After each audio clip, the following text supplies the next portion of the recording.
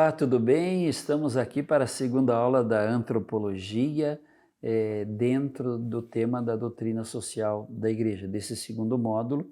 Então, a antropologia é a pessoa humana, é o princípio personalista como centro da doutrina social da igreja, como nós já refletimos e hoje continuamos aqui. Estamos falando, na última aula, concluímos sobre a crise que se estabelece na nossa sociedade, uma crise generalizada. Não podemos falar de uma crise, são crises de todas as ordens. A pergunta é: qual é a causa de tais crises? E, na verdade, o que é mesmo que está em crise? É a economia, é a política, é a cultura, é a sociedade como um todo, é a saúde que está em crise, a economia, o que é que está em crise? Na verdade, nós vamos perceber que temos uma crise do ser, é uma crise de ser, do ser. Essa crise é anterior a todas as crises diversas que nós referimos, né? Crise de sentido, que faltou dizer. Então, nós estamos vendo essa crise porque há uma crise do ser. Em base a isso, o que está em crise é o ser. É a crise do espírito. O que é essa crise do espírito? É uma crise do mais que alma, que o ser humano perdeu. O ser humano, nesse mundo, como eu já fiz referência, envolvido pela velocidade, pela instantaneidade, se contenta com a dimensão puramente da vida. Viver, sobreviver, lutar pela vida, pelas condições de vida, dar conta da vida. E a vida feliz é uma vida que tem isso, que tem aquilo, que consegue aquilo. Então eu estou feliz, então a felicidade, a realização, o sentido, é tudo referido à materialidade. Então se luta para conseguir as coisas para estar bem. Se eu tenho uma casa, se eu tenho um carro, se eu consigo isso, se as coisas estão estabilizadas, se tudo está prosperando, está tudo certo, eu sou feliz. Então há uma crise do espírito. E essa compreensão leva a uma frustração muito grande. Então falta essa compreensão de que o ser humano, nós pessoas humanas, nós somos mais que alma. É como eu já referi na aula anterior, nós somos espírito. Nós somos mais que alma sensitiva, nós somos alma intelectiva. Então essa união substancial que somos, esse salto de ser, aí está a nossa dignidade. E aí está a nossa verdadeira realização. E onde nós encontramos os conteúdos fundamentais que dão razão de ser solidário, de ser fraterno, de ser gratuito, de ser dialogal, de acolher, de cuidar do outro por ser outro, de cuidar do outro por ser pessoa, sem nenhum merecimento, sem nenhuma ordem, quem está no ser e que se move a partir daquilo que é mais que ser, é um movimento espontâneo de cuidado e de fraternidade. Então, uma crise também de pensamento. Pensar significa sopesar, pôr na balança. E se nós vamos pôr na balança, demora. Tem que ter um tempo diferente desse tempo acelerado, desse tempo veloz, instantâneo. É como lembrar daquelas balanças que alguns de nós conhecemos, que de um lado colocava o que iríamos pesar e de outro iríamos pondo as pedrinhas, conforme as gramas, até chegar no equilíbrio. Isso é pensar, sopesar, degustar. Vejam, isso é pensar. Então, nós vivemos uma crise de pensamento. Tudo é instantâneo, tudo é automático, tudo é ação-reação, se pensa pouco. E a reflexão, o pensamento exige tempo, um tempo diferente desse tempo cronológico e acelerado que nós estamos vivendo. Então fazemos tudo automaticamente, tudo mecanicamente e não pensamos. E mais, somos nesse movimento de tudo acelerado, tudo se torna representado. Nós temos as imagens do mundo e não conseguimos sair daqui e descer ao que as coisas realmente são. O que é mesmo a realidade, a objetividade, o que é a realidade. E aqui nesse mundo das representações, nós caminhamos para uma univocidade. Todo mundo pensa igual, todo mundo acelera igual, alguém que não acompanha e fica para trás, está impedindo o desenvolvimento e o crescimento. Então nós não temos possibilidade de pensar nesse mundo que estamos. Então é preciso parar, é preciso descer, é preciso voltar ao concreto, ao real, para podermos pensar. Então é uma crise de inteligência, nós não estamos usando o nosso intelecto, aquilo que é mais que vida em nós, aquilo que é mais que alma no ser humano, que é a alma intelectiva, que é a alma espiritual, que é imortal, inclusive, em nós, o intelecto, intus legere, ler dentro. E ler dentro significa encontrar o ser, encontrar a essência. E se nós encontramos o ser e a essência, lemos dentro, nós lemos a beleza, a bondade, a verdade, a unidade do outro, nós vamos encontrar as maravilhas do outro. E se nós não pensamos, se nós não usamos o nosso intelecto, nós vamos apenas ficar, como eu dizia, nas representações, nas exterioridades, e não vamos conseguir enxergar o que realmente o outro é, o que realmente constitui o outro. E não vamos conseguir estabelecer relações de harmonia, de paz, de solidariedade, de fraternidade, de bem comum, como nós sabemos que é o conteúdo da doutrina social da Igreja. Porque nas representações, nas exterioridades, o que move é a materialidade. E aí, salve-se quem puder, individualismo, indiferença, concorrência, um pisando no outro, um mais veloz que o outro, cada um seguindo os seus interesses, a desconfiança, o medo, a insensibilidade é fruto de nós estarmos fora do ser. E é fruto de não usarmos o intelecto, o pensamento. É preciso que nós voltemos a olhar as coisas como realmente elas são e que nós usemos o intelecto. Nós somos capazes, diz o Catecismo da Igreja Católica, de ver o invisível. Nós temos que recuperar essa nossa capacidade intelectiva, essa capacidade de ir às coisas e de adentrar dentro delas e colher delas aquilo que as constitui. Todo ser é, como dissemos, bom, verdadeiro, uno, todo o ser é belo, e o encontro da beleza interior do meu ser com a beleza do outro é que faz com que eu tenha uma experiência de eternidade, de complementariedade, né, de compromisso, de solidariedade, de responsabilidade e de cuidado do outro. Então, a crise da inteligência, há uma crise do antropós, é uma crise do ser humano que somos. Antropós anatrem, lá de Platão, significa dar-se conta. O ser humano, a pessoa humana é o único que pode dar-se conta, perceber. Nós vamos ver aí Merleau-Ponty escrevendo a fenomenologia da percepção, porque nós não percebemos, perdemos a dimensão da percepção, do dar-se conta, do cair em si. Isso é próprio do ser humano e está em crise, o próprio antropós. Crise do tempo, nós estamos embarcados no tempo cronológico de tal forma e perdemos a dimensão do cairológico, a dimensão do tempo da eternidade, do tempo da salvação, do tempo, vejam, que é imediato, do tempo que tem um ritmo conforme o pensamento, conforme a bondade, conforme a beleza. Esse tempo cairológico, o tempo da eternidade que somos, está em crise. Nós estamos no tempo cronológico cada vez mais acelerados, não falta tempo.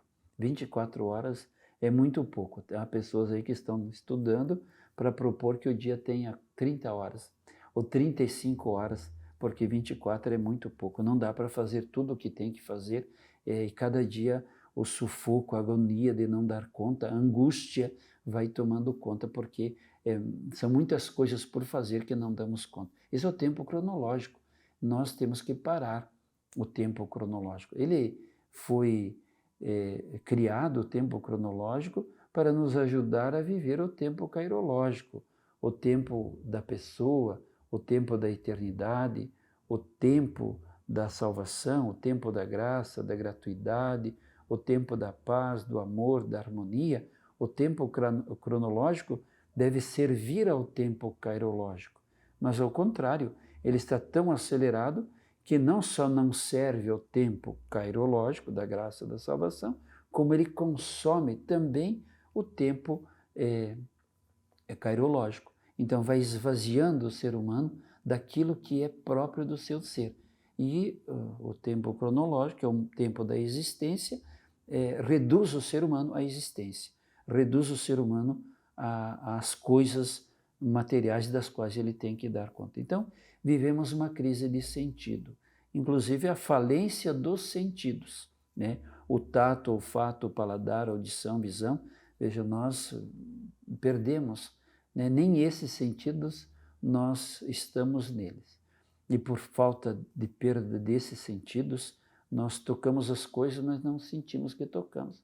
Nós abrimos, fechamos portas, abrimos carros, andamos, embarcamos, passamos por N odores durante o dia, mas nenhum nos chama a atenção, vemos, mas não enxergamos, temos uma série de sons no ouvido, não ouvimos, e essa crise leva à crise de sentido da vida.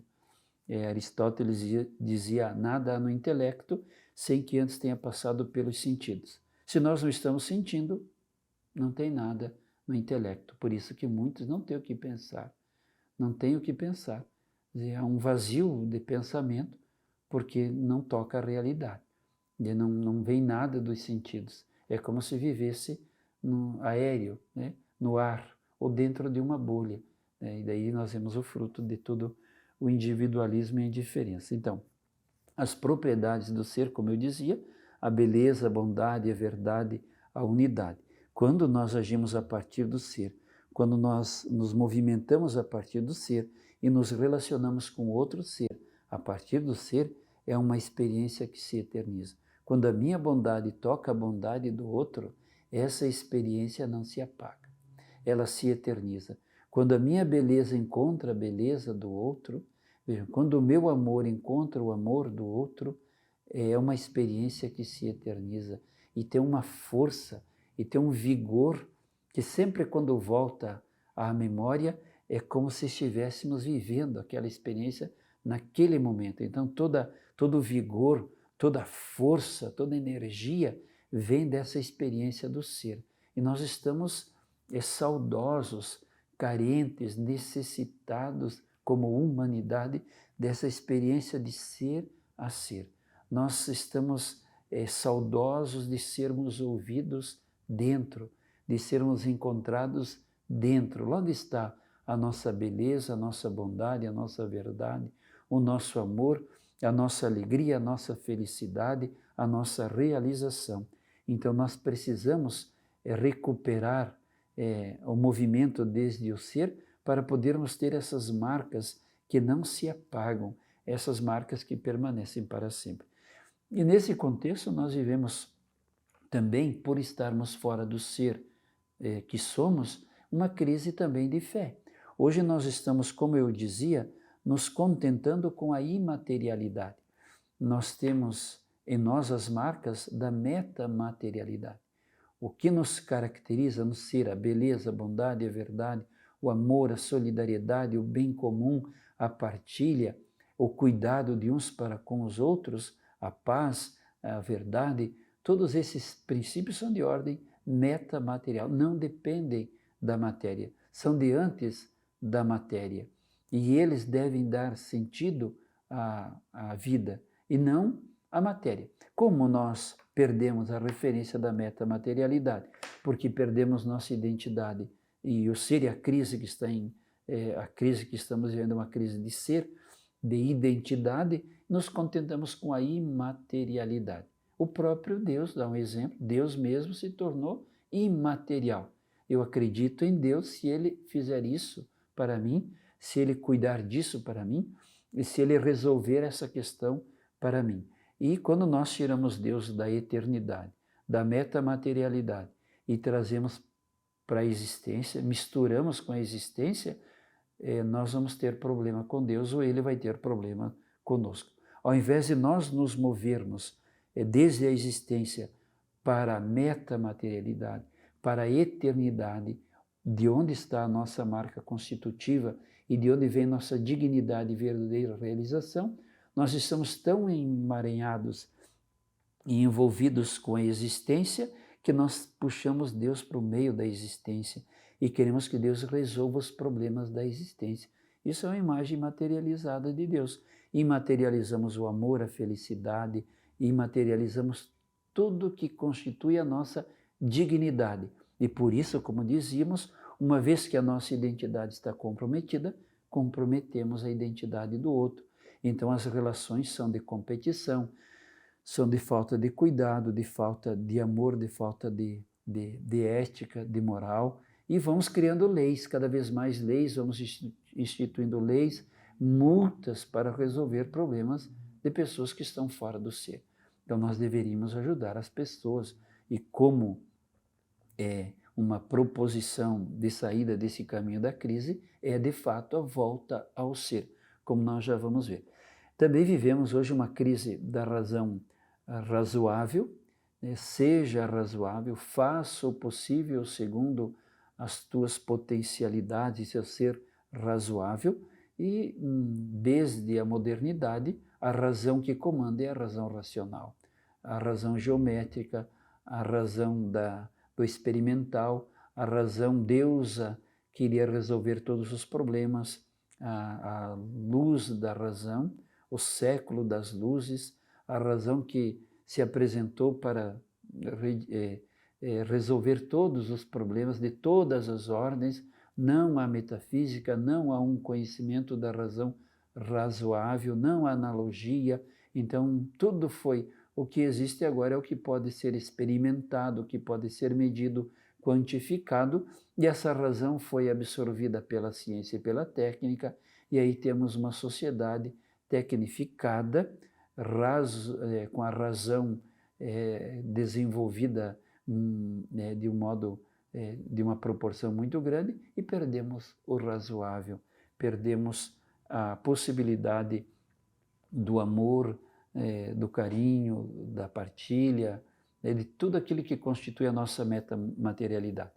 Algumas explicações para entendermos de onde surge essa crise do ser. Heidegger vai nos dizer que nós vivemos um tempo de entificação. Com a ciência e a técnica, tudo foi entificado, perdemos o ser. Então nos agarramos à existência pela existência e perdemos o ser. Falta o ser nos entes. Tudo foi entificado, coisificado. Tudo se tornou coisa e perdemos da realidade o ser. Então é preciso voltar a pensar o ser. É preciso devolver o ser à existência. Tudo que existe precisa ser recuperado. Esse precisa ser devolvido. É preciso dar um passo atrás e voltar a pensar o ser. Devolver o ser. Devolver o ser ao ente, devolver o ser à existência é devolver o sentido. É devolver a beleza, é devolver a bondade, é devolver a verdade, é devolver o amor, é devolver a partilha, a solidariedade. Então veja que o caminho para nós podermos superar a crise é uma recuperação do ser que somos, é devolver o ser pessoa, a cada ser humano o seu ser pessoa, devolver a sua dignidade, a sua beleza, a sua bondade, tirá-lo dessa materialização, dessa instrumentalização.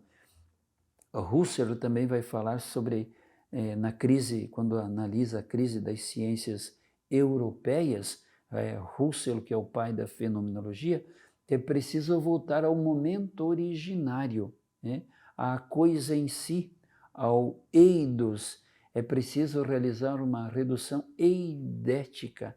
Nós precisamos recuperar a coisa em si. Vejam, o ser da coisa, ou em si mesmo. É preciso voltar ao momento originário. Aí está tudo pronto e acelerado e cada vez mais para frente. Hoje, se nós temos um computador, um notebook, compramos hoje e amanhã ele já está desatualizado. Então estamos sempre atrasados no ritmo da matéria, da técnica, da ciência, daquilo que dizem para nós ser importante termos para estarmos atualizados.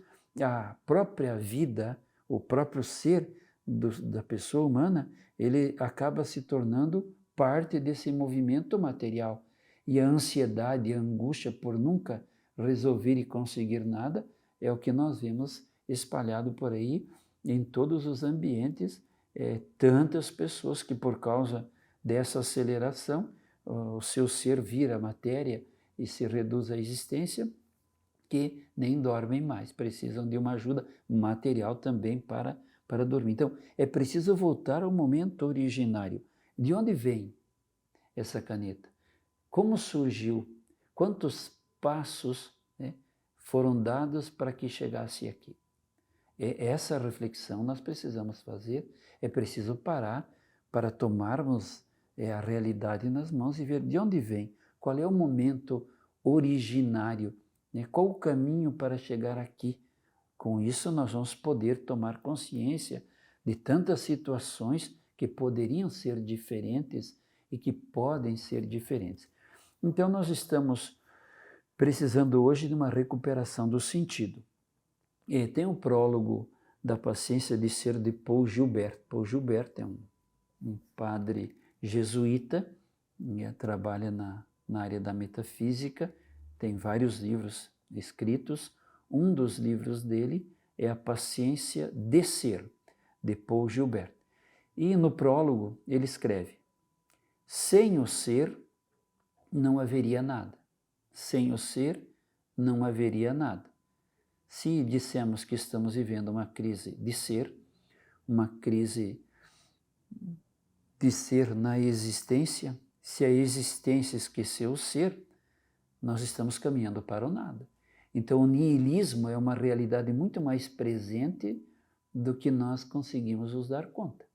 Se vemos que nada dá certo, nada vai para frente, nada resolve, nada melhora, nada economicamente, politicamente, socialmente, religiosamente, alguma coisa está faltando.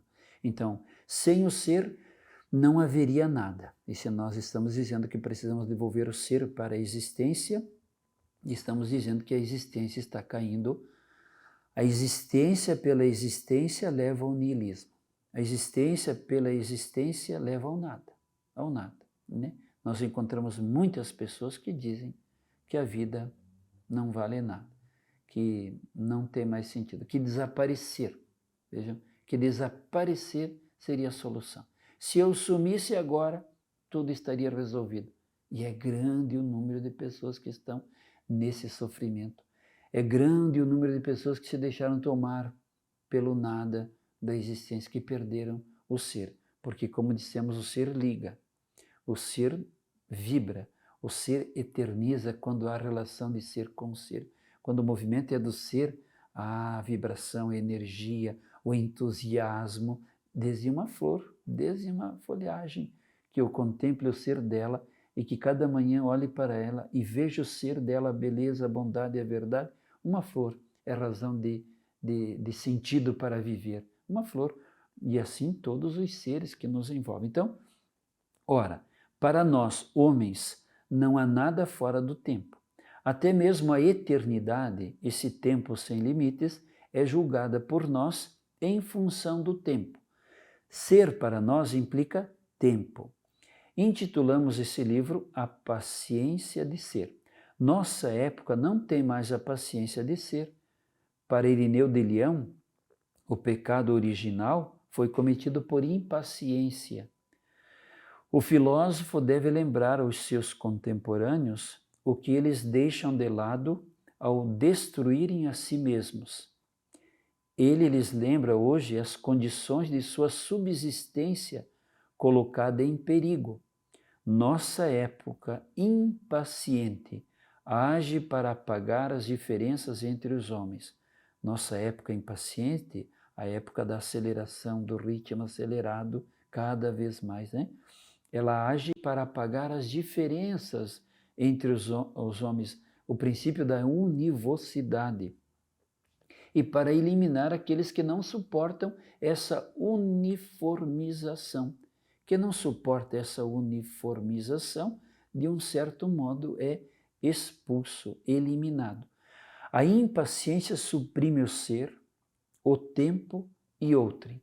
Devemos reencontrar o sentido do ser, do tempo e das diferenças. Isso é Paul Gilbert, a paciência do ser. Então hoje vivemos uma crise do ser, crise de identidade, crise de interioridade, de sentido de pensar, que é anterior, vejam, a todas as crises que nós possamos descrever, como já dissemos, econômica, política, social. O homem contemporâneo, agora da introdução de Paul Gilbert, o homem contemporâneo, fascinado pela ciência, é esmagado por ela.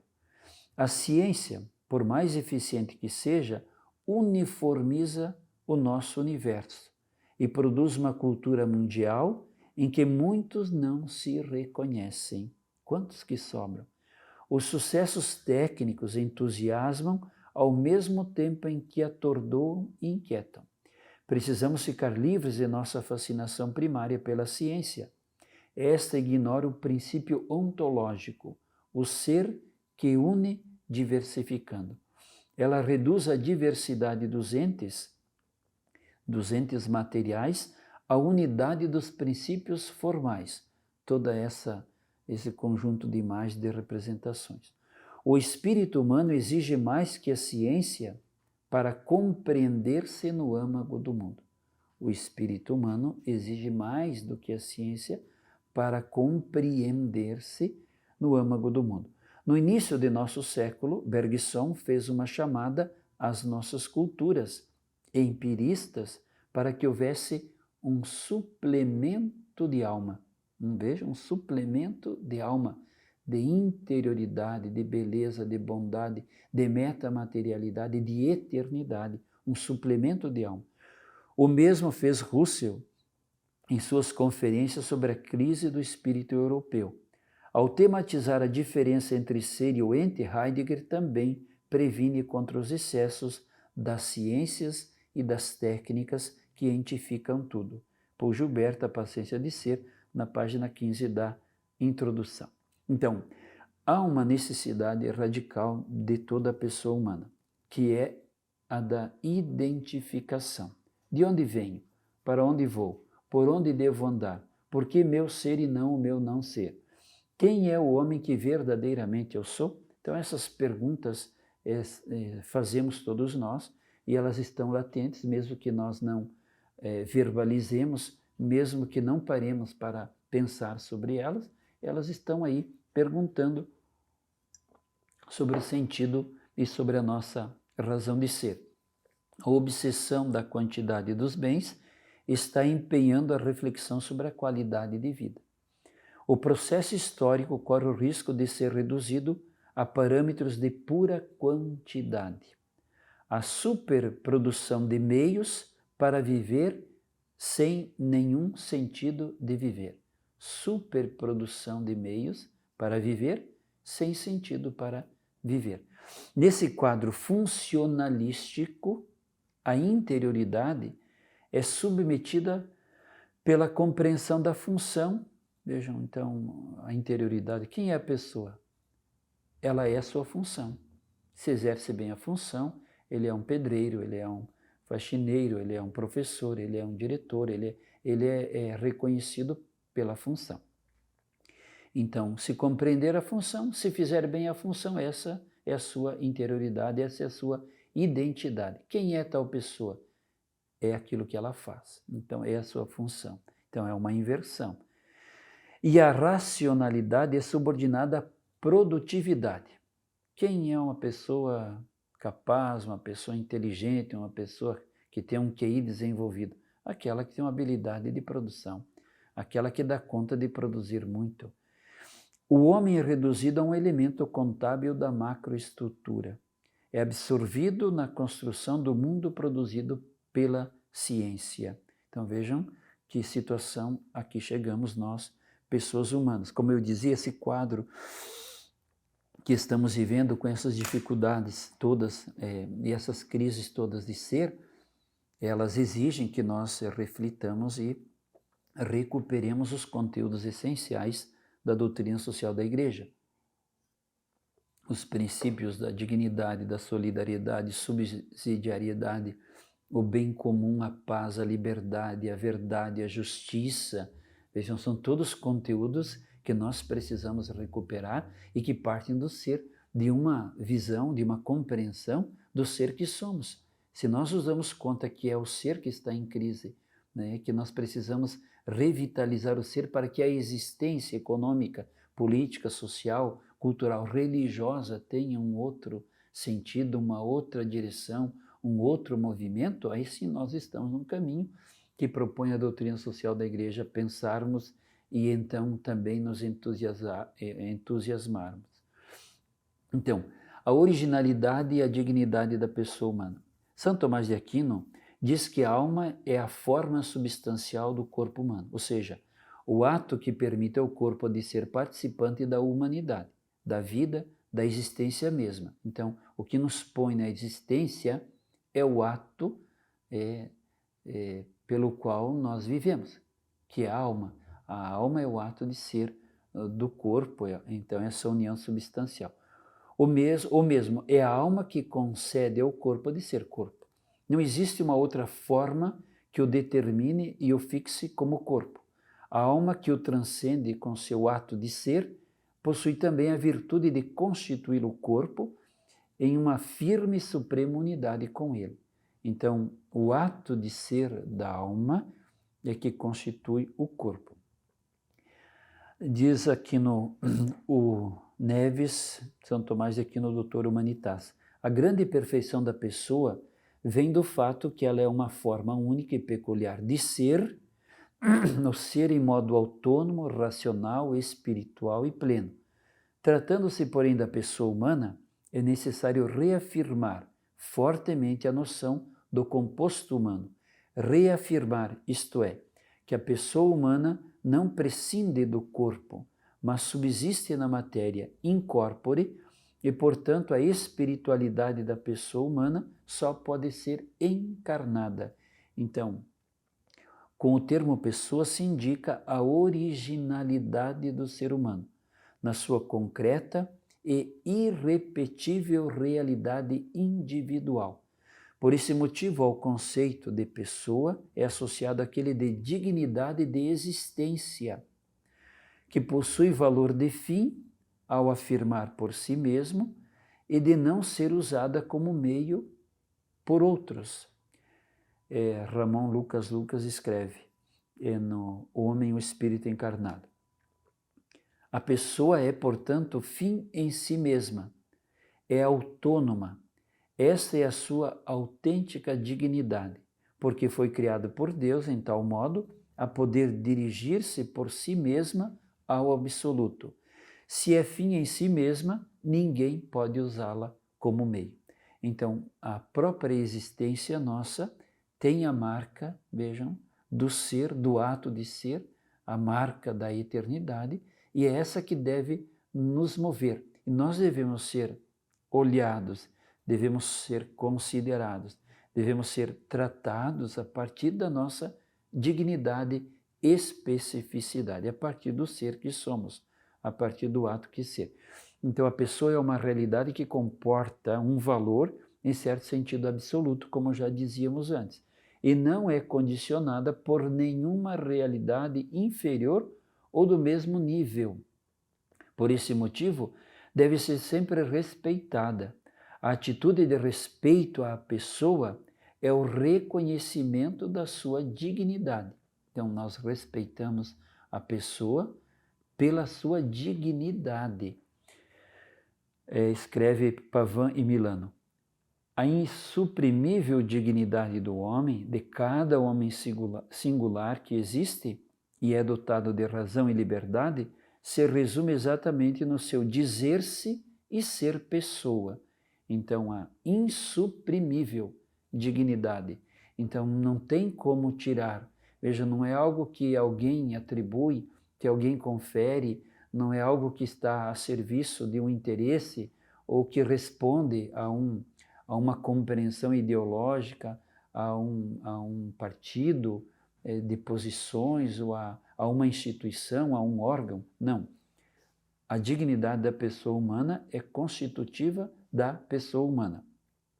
Não respeitar a pessoa significa despojá-la daquilo que lhe faz ser, ou seja, da sua identidade específica e intransferível.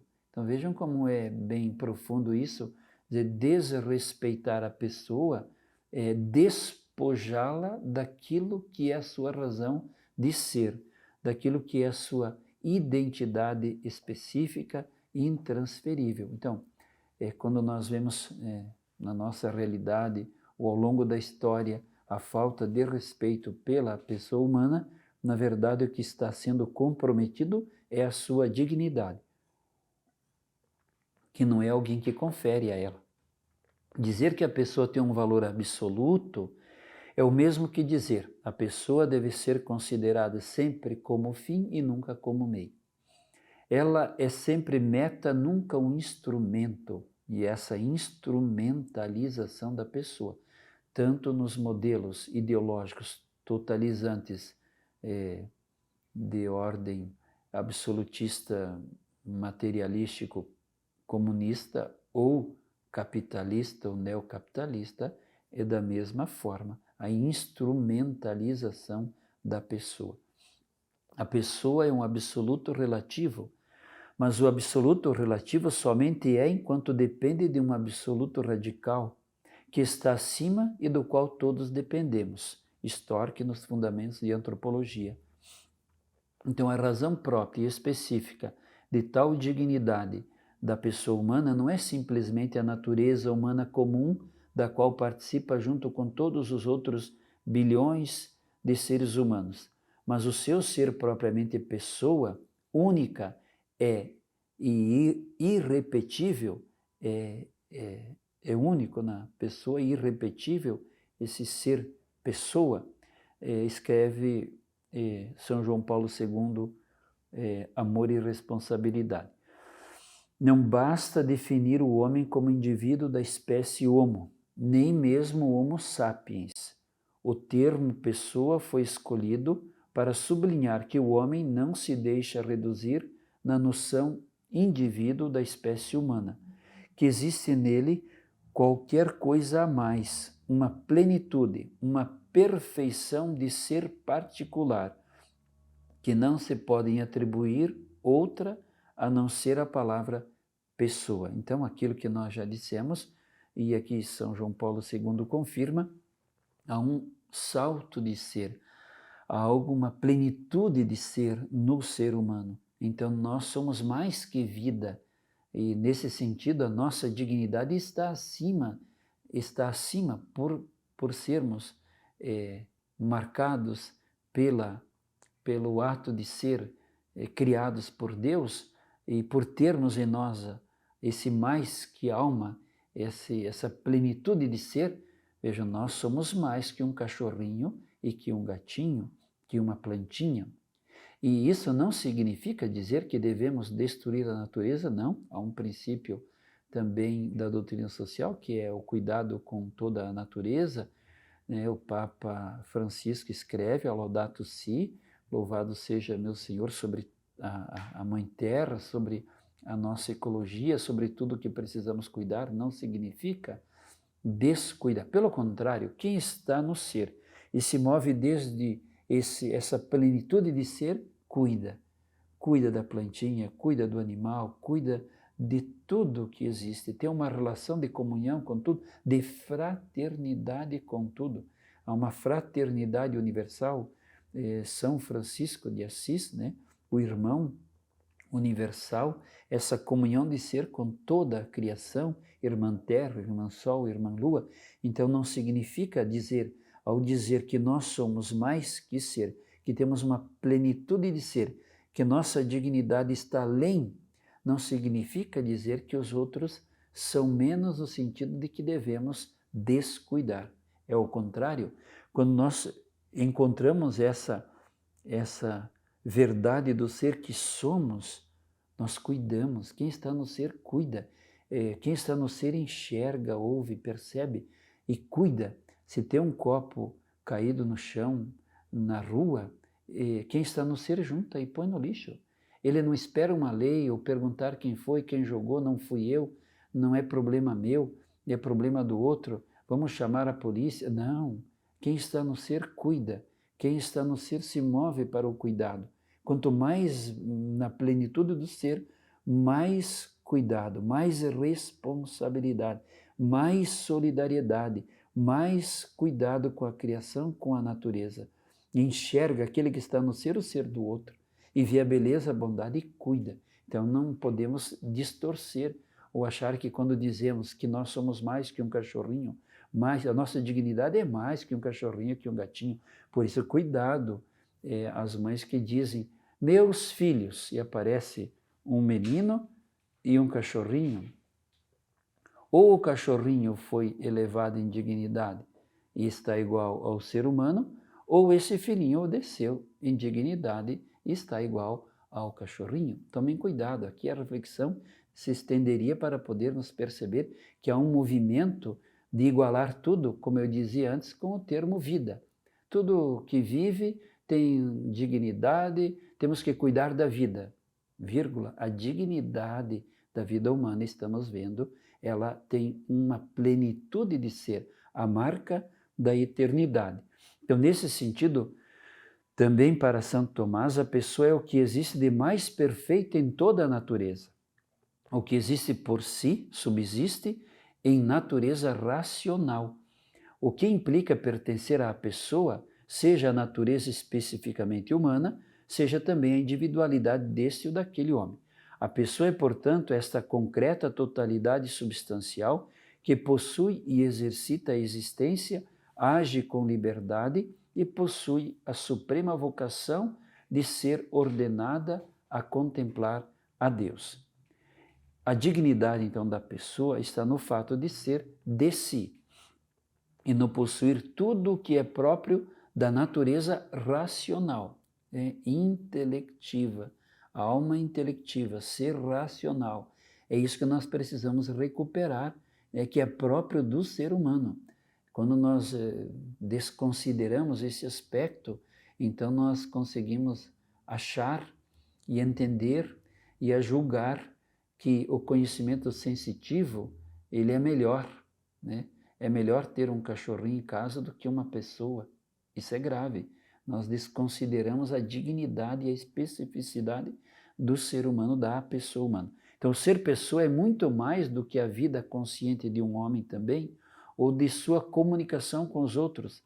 Não é a relação, mas estrutura ontológica e substância do homem existente. Então, a pessoa possui no seu íntimo o princípio do próprio ser e existir, o princípio do próprio agir, do ser, do existir e do agir. Ou seja, na pessoa se encontra a plenitude de ser atual e, portanto, do agir que deriva do ser. Lembra que eu falava que o ser se distende no agir. Então, quando o agir é uma distensão do ser, nós vamos ter relações verdadeiramente humanizantes, relações verdadeiramente responsáveis, relações de respeito, de cuidado da dignidade do outro. Diz Ramon Lucas Lucas, na sua obra Antropologia e Problemas Bioéticos, um indivíduo não é pessoa porque se manifesta como tal, mas ao contrário, se manifesta assim porque é pessoa. Agere sequitur esse, o agir segue o ser. E nós temos visto na nossa sociedade que houve uma inversão. Quer dizer, o ser tem que correr atrás e quando não é esquecido do agir. Quer dizer, o agir é tão atropelado, tão veloz, o agir se torna a razão tão fundamental que se esquece do ser, né? Muitas vezes a ação, a função, as ocupações são tantas que a pessoa esquece de si. Normalmente encontramos pessoas que quando entram numa crise existencial não têm a si, perderam esqueceram de si. E a maior dificuldade agora para sair da crise é que não tem com quem contar, porque nessa hora temos que contar conosco mesmos. Então, nesse contexto, é propício observar o valor também, como dizíamos, do corpo, enquanto ele faz parte integrante da pessoa, participa da dignidade e conota a vocação à abertura e ao dom de si. Sem o corpo não existe pessoa humana. O corpo não é um instrumento para usar e manipular para o próprio prazer, como se tratasse de qualquer coisa inferior, como a propriedade da qual alguém dispõe livremente. Tudo o que se diz respeito ao corpo diz respeito à pessoa humana na sua dignidade. Então, essa história de que o corpo é meu, faço dele o que eu quero, é uma afirmação absurda. Veja, não tem como separar, a não ser que seja fruto de alguém que não consegue, como eu disse antes, pelo pensamento, pelo intelecto, pelo exercício do intus legere, perceber que há uma união substancial corpo-alma. Nós somos uma unidade. Quem dá vida, quem dá razão de ser ao corpo é a alma, e a alma racional intelectiva. Escreve Emmanuel Mounier na obra O Personalismo. Não posso pensar sem ser, e não posso ser sem o meu corpo. Através dele eu sou exposto a mim mesmo, ao mundo e aos outros. Por meio dele fujo à solidão de um pensamento que seria somente pensamento do meu pensamento. Solicitando os meus sentidos, me lança no espaço. Envelhecendo, me faz conhecer o tempo. Morrendo, me coloca de frente à eternidade. É mediador onipresente da vida do espírito. Então, pessoa significa que eu, no meu ser, definitivamente não posso ser possuído por nenhuma outra instância, mas que me pertenço. Pessoa significa que eu não posso ser habitado por nenhum outro, não posso ser substituído por nenhum outro, mas sou único. Isso é Romano Guardini, Mundo e Pessoa. Então nós percebemos aqui esse eixo fundamental da doutrina social da Igreja. Então a pessoa é consciente da sua existência em si, da sua unidade e de ser distinta de todos os outros, porque somente ela pode refletir sobre si mesma a fim de ter consciência de si. Ou seja, somente ela diz a si mesma eu. Ela, por intrínseca virtude, pode determinar a si mesma no colocar os próprios atos, e nisso é tanto mais independente da extrínseca determinação, quanto é mais nobre e excelente a sua natureza.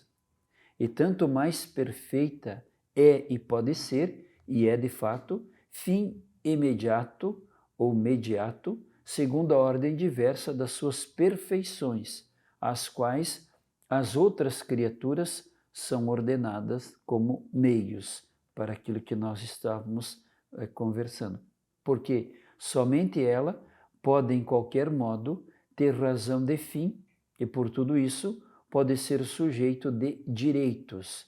Eis a excelência, a grandeza, o valor, a originalidade, a dignidade e o significado da pessoa quando confrontada com todas as outras criaturas. Então, esse é o argumento que nós temos para essa reflexão sobre o ato de ser, a plenitude de ser que somos e que precisamos recuperar diante das crises todas que estamos vivendo, e a crise fundamental é de ser, precisamos recuperar o ser, entendendo que recuperando o ser e partindo do ser, nós vamos ter todas as relações, todas as ações, todas as ordens política, econômica, social, todas as ordens cultural, etc., religiosa, serão constituídas com dignidade, com respeito, com cuidado. Então, o anseio mais profundo da humanidade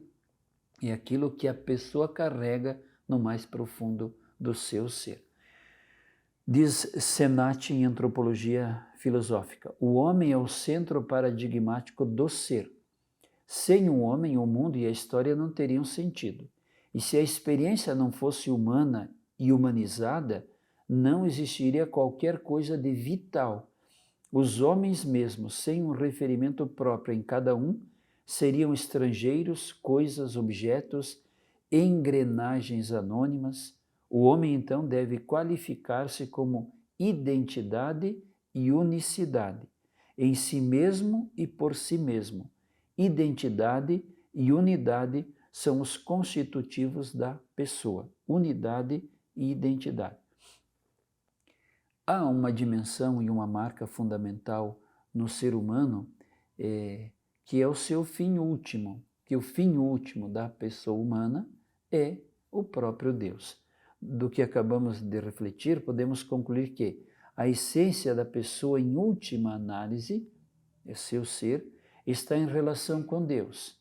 Por isso, a dignidade e o valor da pessoa repousam sobre seu ser tal, porque participa do valor absoluto, Deus, do qual é a imagem e semelhança. Ramon Lucas, Antropologia e Problemas Bioéticos. Assim, para poder realizar-se historicamente, a coisa mais importante que compete à pessoa fazer é determinar o fim da própria existência.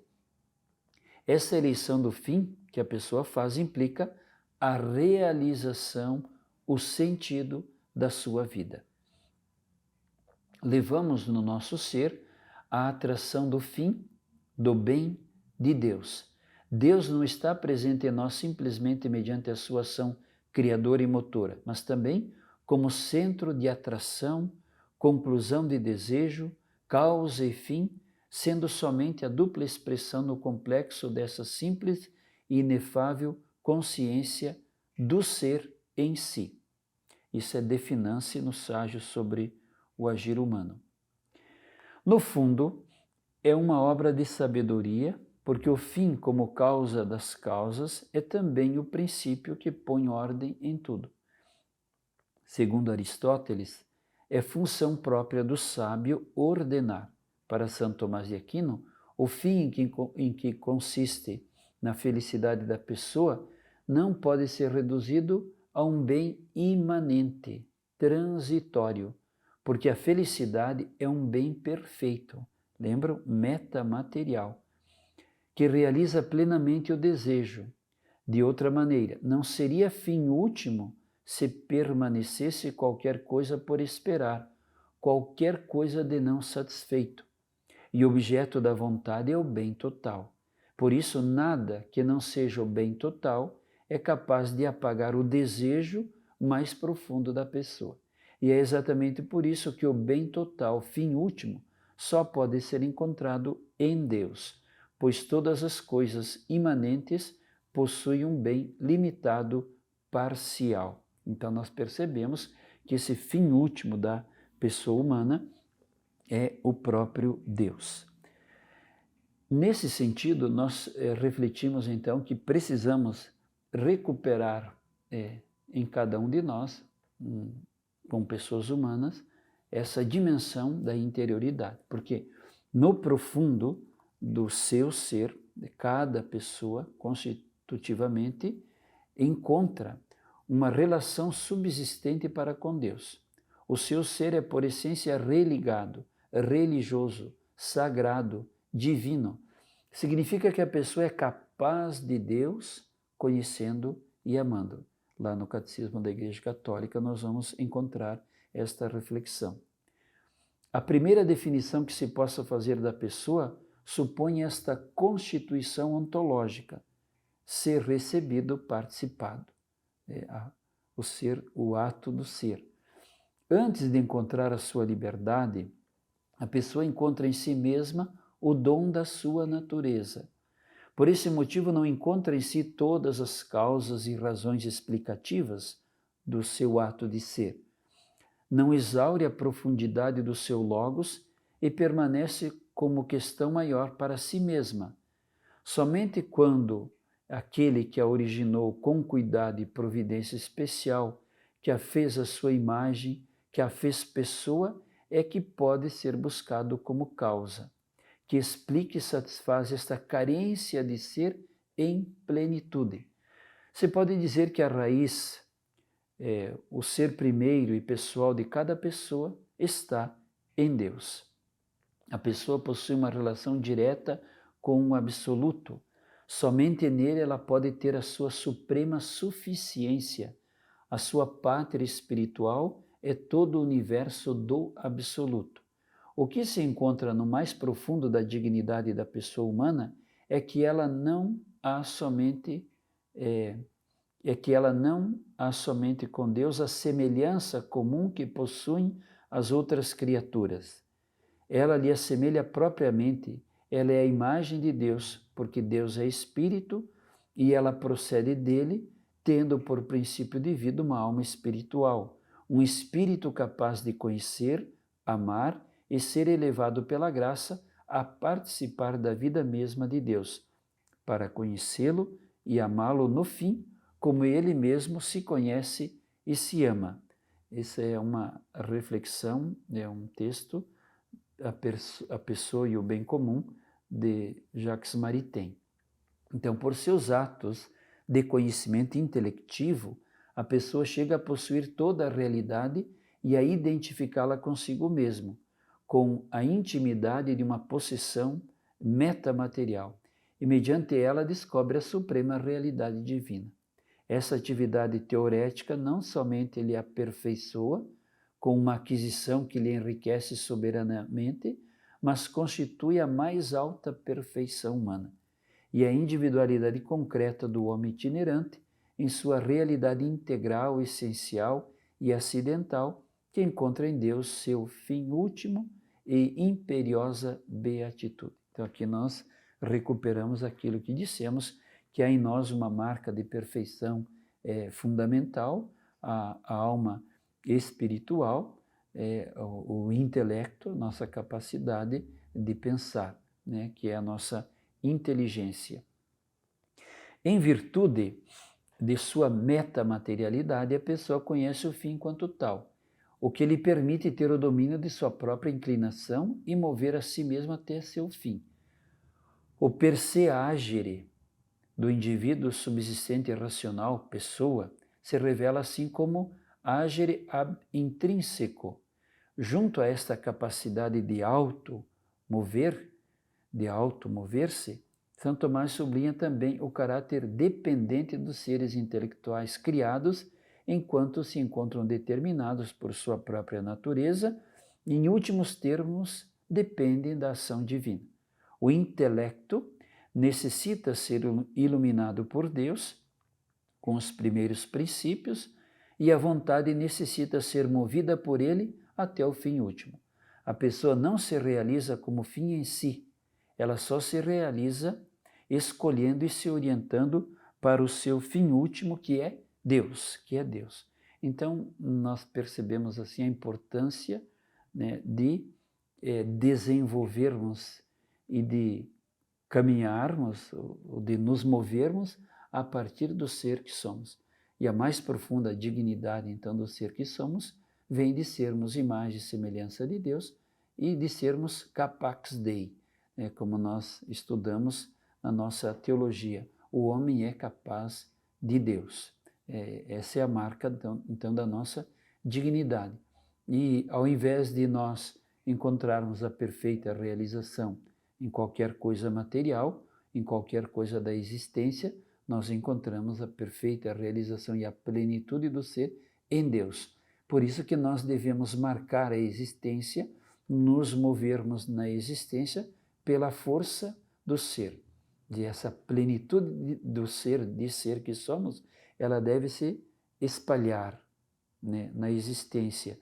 E aí as relações desde o ser serão relações de cuidado, de respeito, como repetimos tantas vezes, e todas as dimensões social, política, econômica, todas elas vão concorrer para o bem comum, para a solidariedade, para a partilha, para a dignidade, para a subsidiariedade, né, que é aquele cuidado das necessidades elementares e os direitos fundamentais da pessoa.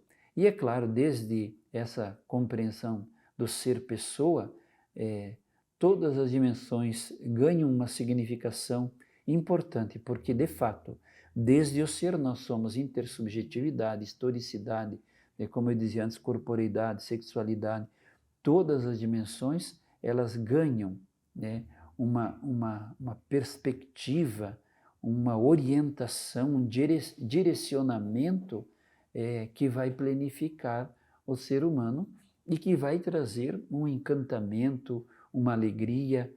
Max Scheler fala que nós estamos vivendo num mundo desencantado. E outros autores vão dizer que a nossa realidade foi desrealizada. Nós tiramos da realidade, da existência, o encanto, tiramos da realidade a maravilha, tiramos da realidade o estupor, quer dizer, fomos sufocando, matando o ser. Porque a beleza, a bondade, a verdade, a unidade, o amor, a liberdade, a paz, a justiça, todos são elementos constitutivos do ser. Eles são de ordem metamaterial. E é o que nós precisamos devolver, deixar mover-se na existência para que nós tenhamos relações próprias. Bom, para concluirmos então nossa aula, vamos apenas dizer algumas palavras sobre essas instâncias antropológicas totalizantes de caráter absolutista, que é o comunismo, que é o materialismo, que é o marxismo e que é também o liberalismo, o capitalismo e o neocapitalismo, o neoliberalismo. Então, o desprezo sistemático da dignidade da pessoa humana é um dos frutos da reflexão idealista e da política totalitária. Com Feuerbach, 1804, 1872, século XIX, quando surge a Rerum Novarum, inicia a mudança específica que torna imanente a antropologia transcendente, ou seja, começa um movimento de deixar Deus de lado, né? de olhar para o ser humano como ser humano. Tudo é referido à imanência ou à existência. Então vejo que esse processo é explícito, é uma opção de uma ideologia que diz, não, aqui não cabe Deus, não cabe transcendência, não cabe metamaterialidade. O máximo que vamos propor com a nossa ideologia é a imaterialidade. Então, com Feuerbach inicia a mudança específica que torna imanente a antropologia transcendente. Para ele, o conteúdo e o objeto da religião são absolutamente humanos. O mistério da teologia é a antropologia. O mistério do ser divino é o mistério do ser humano. Na essência do cristianismo, ele escreve isso. Então, no lugar de Deus, o homem. Na verdade, é isso. Então, as consequências a nível prático se manifestam como materialismo, imanentismo absolutos. Se o ser humano é o ser supremo para o homem, na prática as leis supremas serão o amor do homem pelo homem, também na essência do cristianismo de Feuerbach. O humanismo de Feuerbach é um humanismo ateu e materialista. O homem é o Deus do homem. Na base da antropologia de Feuerbach existe uma falsa visão de homem e uma falsa visão de Deus. Para tornar grande, exaltar o homem, é necessário destruir Deus. Essa é a lógica, ou Deus ou o homem. Porque a existência de Deus, segundo Feuerbach, empobrece e aliena o homem. O homem transformado em Deus, aí nós percebemos, né, dessa afirmação toda a sede de poder, de prepotência que vamos ver nos desdobramentos da história, né? Então, o homem transformado em Deus, para Feuerbach, é somente um Deus reduzido a homem. Como isso é possível? Porque a essência do homem não se encontra no indivíduo particular, veja, na originalidade, na dignidade, na singularidade, não se encontra no indivíduo particular, mas no homem genérico. O homem como tal não é singular. A essência humana do homem é uma essência genérica. As raízes filosóficas desse humanismo, por assim dizer, imanente, se encontram em Hegel, também Hegel do século XIX, 1770. A única realidade para Hegel é o espírito absoluto que se realiza na história. Está lá em Fenomenologia do Espírito. O espírito absoluto é a única realidade que existe. A pessoa concreta, singular, é algo irreal. A sua existência tem como único fim aquele de realizar o projeto do absoluto. E com relação à alteridade, aqui com Hegel nós não temos alteridade. Nós temos um não mesmo que, quando é pensado pelo espírito absoluto, se torna parte do espírito absoluto e deixa de ser, deixa de existir. Então é um não mesmo, mas não é um outro enquanto outro. Marx também, Karl Marx, também do século XIX, 1818, reage a este idealismo. Ele substitui o espírito pela matéria. No lugar do espírito absoluto de Hegel, então agora nós temos a matéria. E especifica a essência do homem como praxis. Tese sobre Feuerbach, nós temos esses argumentos. Se a matéria é o princípio absoluto, a essência do homem é a transformação da matéria por meio da praxis. O homem é aquilo que faz, ou melhor, aquele que com o trabalho se faz. A essência do homem é a sua capacidade real de transformar o mundo. Essa é a essência do homem, a sua capacidade de transformar o mundo. Nós vamos ver esse pensamento, essa reflexão, nos manuscritos econômicos filosóficos. Marx reedita a doutrina de Feuerbach e transforma o homem genérico em homem produtor. O homem é o seu trabalho, entendido como capacidade de produção. A alienação fundamental que o homem sofre é a perversão das relações de produção, isto é, a divisão do trabalho e o produto, no sentido que a classe trabalhadora é expropriada do fruto do seu trabalho. Esta expropriação se deve à propriedade privada dos meios de produção.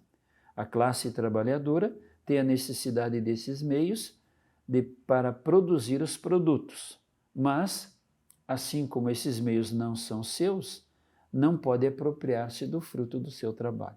Deve renunciar recebendo em troca um salário. O produto tirado das mãos do trabalhador é apropriado pelo capital.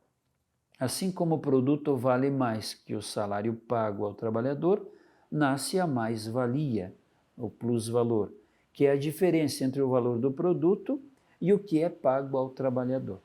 Esta expropriação sofrida pela classe operária é imposta pela classe opressora e encontra seu sustento no fenômeno religioso. A religião é, assim, usada pela classe oprimida para obter consolação da vida, na vida presente e todos os seus sofrimentos, e essa consolação vai receber na outra vida, e é confirmada pela classe opressora, que oprime, como legitimação da divisão trabalho-produto e como ópio do povo que nós conhecemos. Paradoxalmente, essa filosofia se põe a defender o homem da tirania de Deus, mas quando Deus é tirado da transcendência e realizado ou reduzido à imanência, em seu lugar vazio se sentou não o homem singular, a pessoa, mas uma entidade abstrata que usurpou o seu nome. Negando a lei transcendental, se nega o homem aberto ao absoluto, o homem singular, concreto, a pessoa humana, que tem em si inscrita no seu ser estas leis. Como nós vimos, então, se coloca uma entidade abstrata, desaparece a pessoa humana, desaparece a sua dignidade. O homem perdeu a sua identidade, se transformou em qualquer coisa de abstrato, em um fantasma privado da sua realidade objetiva. Tudo que nós refletimos até agora sobre a pessoa humana desaparece aqui. Se proclama a morte de Deus, Nietzsche, também do século XIX, 1844. Assim falou Zaratustra, a obra de Nietzsche. Mas quem realmente morreu nesse contexto de reflexão foi o homem. Generalizado, desconsiderado, reduzido à pura matéria ou à expressão linguística, o homem se tornou dessa forma cada vez mais manipulável, mais exposto a ser vítima das ideologias totalizantes, como o fascismo, o nazismo, o marxismo, o materialismo consumístico. O homem privado da sua identidade, da sua unicidade, se transformou numa anônima vítima sacrificial que se imola no altar da ideologia.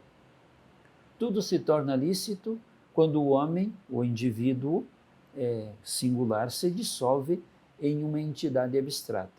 O comunismo, que sonha com uma sociedade sem classes, não tem escrúpulo, por exemplo, de sacrificar milhares de pessoas. Por quê?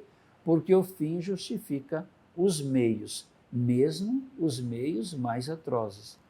Quando desaparece o homem, a pessoa humana, ser aberto ao transcendente e, como diziam os antigos gregos, medida de todas as coisas, tem início o reino da arbitrariedade, do abuso do poder, do genocídio legalizado e assim por diante. Tudo isso pode parecer muito estranho e genérico, e de certa forma é assim. Mas traduzindo para a vida concreta, vemos consequências catastróficas.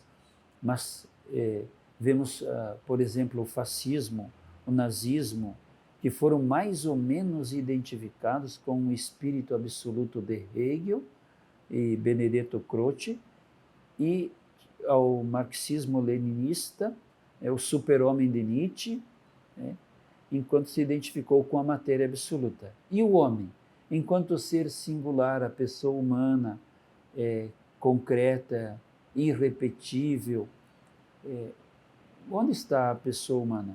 Desaparece. Seja numa como noutra dessas filosofias, se torna sempre um instrumento para realizar os fins que o transcendem e pelos quais é necessário sacrificá-lo. Paradoxalmente, se constata que o comunismo não somente não libertou o homem, mas o transformou em massa de escravos. Todas as sociedades nas quais se impôs, foi assim que aconteceu. Esta é uma constatação, para não usar uma palavra mais difícil ou até mais pesada, uma constatação desagradável, mas os dados da história se impõem por si, são o que são. Um Estado totalitário que se apropria de todos os meios de produção. É isso que encontra a Igreja no século XIX, então, e é onde nasce a doutrina social da Igreja. Mas também temos as instâncias antropológicas totalizantes de cunho liberalista.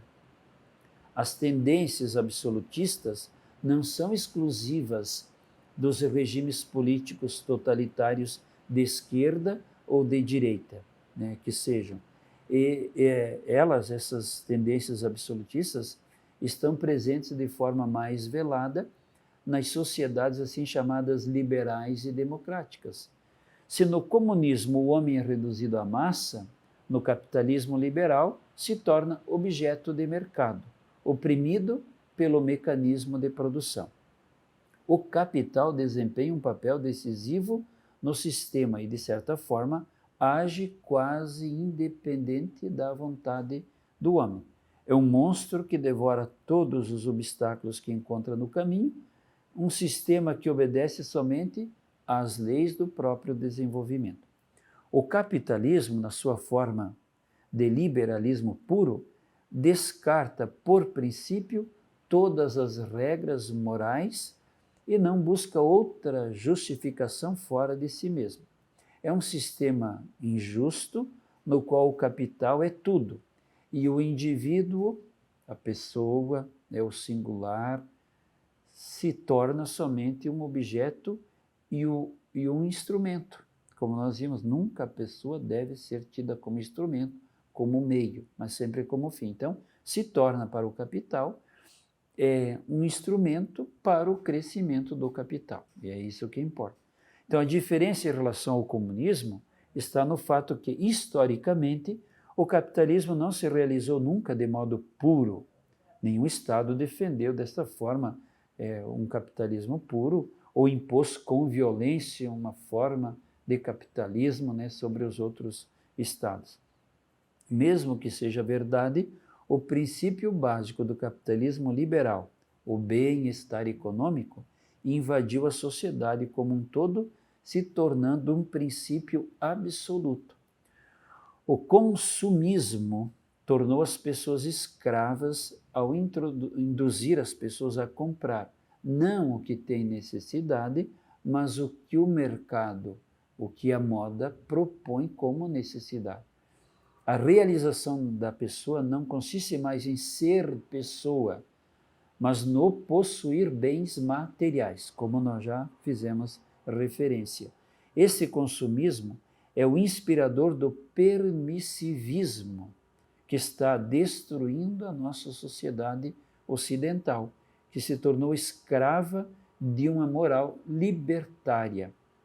Parece contraditório definir absolutista uma sociedade que se orgulha de não impor nada a ninguém, todos são livres.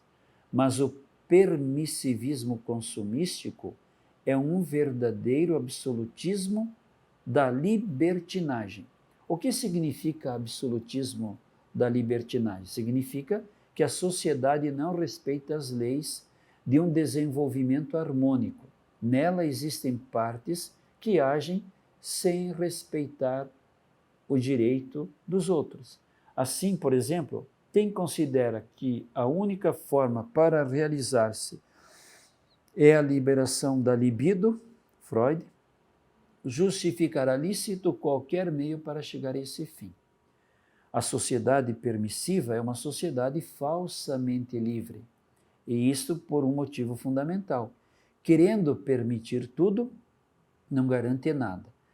Por isso, nela prospera a delinquência organizada, se espalham as drogas e se desenvolvem os mais baixos instintos do homem. A sociedade permissiva é o materialismo absolutizado e degradado em consumismo. Nela, a pessoa vale enquanto consome uma certa quantidade de produtos.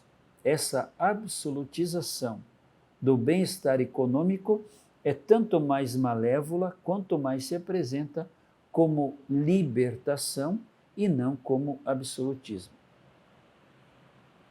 Então, o pano de fundo, tanto das compreensões de ideologias totalizantes, comunista ou capitalista, o pano de fundo é a negação da pessoa, do indivíduo que se dissolve em uma entidade abstrata, matéria ou bem-estar. Então, se nós olhamos para a realidade, lá onde nasce a doutrina social da Igreja, se formos caminhando desde o século XIX até os nossos dias, nós vamos perceber a atualidade, a necessidade de recuperarmos o princípio constitutivo, fundamental, central da doutrina social da Igreja, que é a pessoa humana, uma compreensão integral, uma visão integral da pessoa com dignidade e solidariedade, com bem comum. Então, tudo que nós colhemos dessa recuperação da pessoa, da singularidade, da individualidade, é o que precisamos para ter uma sociedade, para termos as relações todas políticas, econômicas, culturais, religiosas, de saneamento, todas as políticas, que podemos chamar assim, todas as relações com um outro princípio de desenvolvimento e de respeito e de cuidado para com a pessoa. Então, hoje, como ontem, a matéria e o bem-estar são princípios absolutos. Podemos dizer, então, que reina entre nós o comunismo e reina entre nós o capitalismo, né?